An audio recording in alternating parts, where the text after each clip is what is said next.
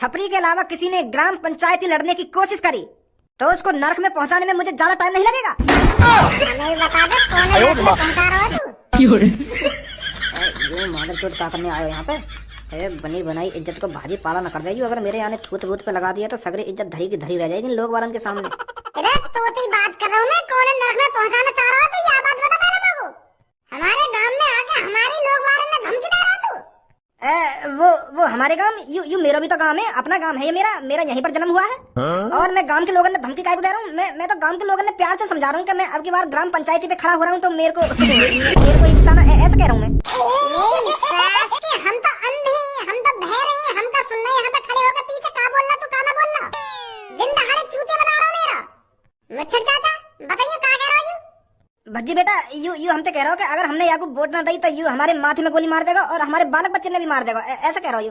ए चाचा गलत बात मत बोलो, झूठी बात मत बोलो, झूठ बोले कौआ काटे, झूठ मत बोलो तुम। मैंने कहा तुम कि मैं तुम्हारे माथे में गोली मारूंगा, ऐसा नहीं बोली मैंने।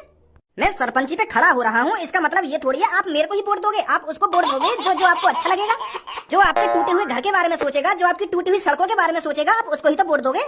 और मुझे पता है गंजे चाचा आप मेरे बारे में ही सोच रहे हो, आपको मैं ही वो इंसान लग रहा हूँ जो आपकी गली की सड़कों को ठीक कराएगा। नहीं सास के बीच शहर में खड़े है कि गुंडागर्दी दिखा रहा हो और यूं उम्मीद रख रहा हो कि चाचा तो को वोट देंगे। अरे चाचा उसको वोट देंगे जो चाचा के बारे में सोचे, और तू मादरचोद लोगों कहीं तो लगा तू हमारे गांव के बारे में सोचेगा। सगरे पैसे में खा जाएगा अगर तू गांव को प्रधान बना दिया तो। गलमारी पिस्तौल बकचोदी कर रहा हो, यहाँ पे खड़े है कि ये बनेंगे प्रधान, गांव के सरपंच बनेंगे ये सरपंच।